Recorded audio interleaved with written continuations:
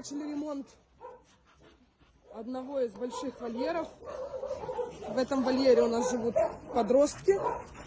Вот такие ребята. Эти вольеры нуждаются в срочном ремонте. И нам для продолжения ремонта срочно нужно закупить цемент.